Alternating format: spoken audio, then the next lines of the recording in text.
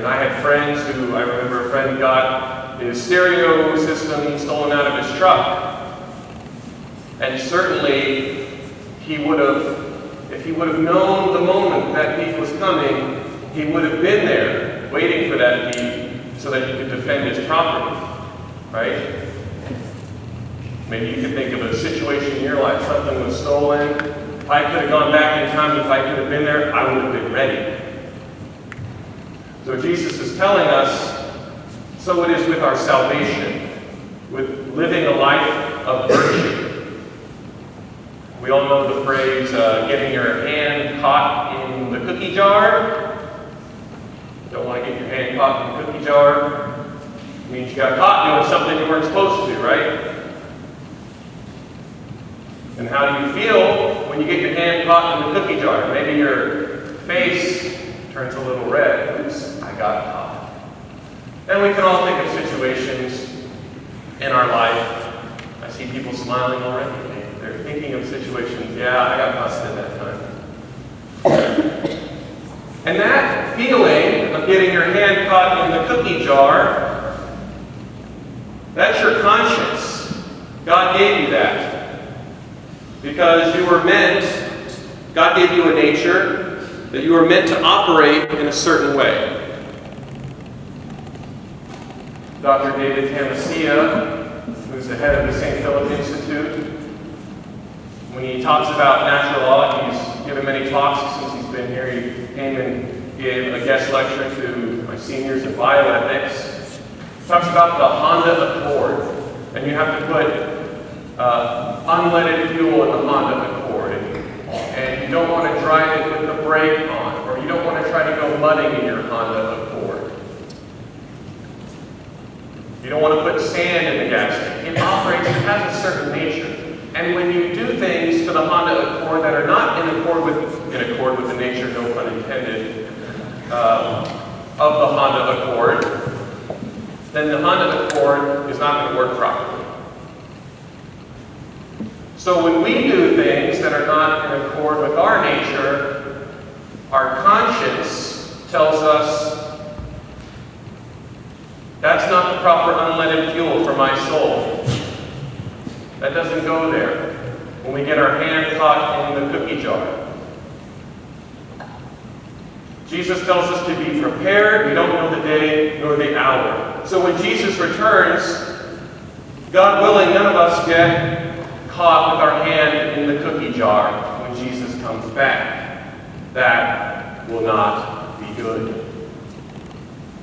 He wants us to be prepared. And so the church teaches us about preparing for death.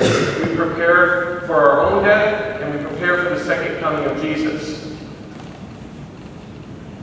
And Jesus doesn't reveal to us the time of our death, does he? We do not know the day nor the hour. He could have, right? He could have all given us a chart. Jesus could have given us a chart and said, okay, you're going to die on this day, this month, of this year. And that way you would know. But if he did that, we might be tempted to just live life however we want and say, well, I'll convert. I'll start living for God when the time of my death comes close.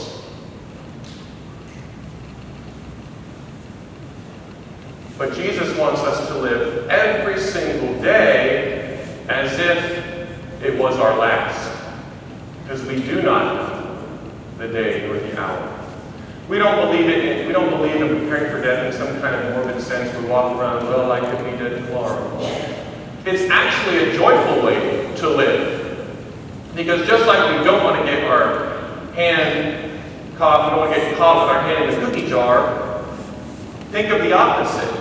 Think about when I get caught doing things that are good. Not that I'm doing it for credit, not that I'm doing it to be seen, but when you're studying hard and a teacher sees you studying when you're supposed to be studying, paying attention in class, when you're at home and maybe your mom walks in and she finds you doing chores. Maybe you don't like doing the chore itself, but certainly that feeling that you get, you feel lifted up. I got caught doing something I'm supposed to do. I feel good about myself because I'm living in accord with the nature that God gave me. So, avoiding sin and doing good is not simply something we do just to do it. It's actually a reward in and of itself. Because virtuous people are happy people. Because they're doing God's will, they're getting caught doing good. They're not doing it to be seen, but they're getting caught doing good. And we feel better, we feel lifted up, we know we're living in accord with our nature. Anybody know the song by Tim McGraw, Live Like You Were Dying? Anybody know the song? A few people? Okay, I grew up in the 90s. I mean, the 90s, like the golden age for country music. In my personal biased opinion, Garth Brooks and Tim McGraw and George Strait, right? Okay, maybe not. All right.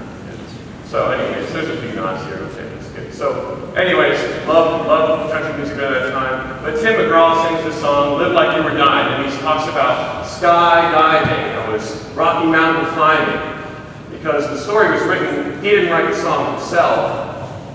But his songwriters, we had two songwriters who wrote this song, and it was about a man who had a diagnosis that he thought was cancer, when in fact it wasn't. But during this brief moment, the song is about this moment, because then later the doctor says, no, this was not cancer, this wasn't that at all. Sorry if you were led to believe that. But during that short period of time when he thought he was dying, that's what the song is about, and all the things he would do. And yeah, it talks about doing, fun or crazy things. But then it goes into the things he would do for other people. He said he would love his wife more. He would be better to his friends.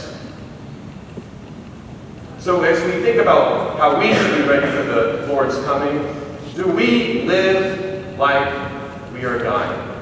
What if today is the last day that we have? How will we treat our friends? Will we go maybe and do something we didn't do before? Seek out the student who's new or who's marginalized, who doesn't seem to fit in? How will my life be different if I realize that this was the last day of my life? And so we live our lives not simply to not get our hand caught in the cookie jar, but to realize that to be found doing good is a reward in and of itself. And to live like we're dying means that when the Lord comes, He will find us ready. And that day will not be a scary day for us when the Lord comes again, or the day of our death. That day will not be scary. It will be joyful because we'll be found doing God's will. And so preparing for death or preparing for the second coming of our Lord is not something that has to be morbid or scary, but in fact, our Lord simply wants us to be ready, and if we're ready for that day, as God tells us to be, since we don't know the day or the hour, then we will have peace in our souls. So let's all make that effort, myself included, to live more from this day forward, every day, as if we were dying.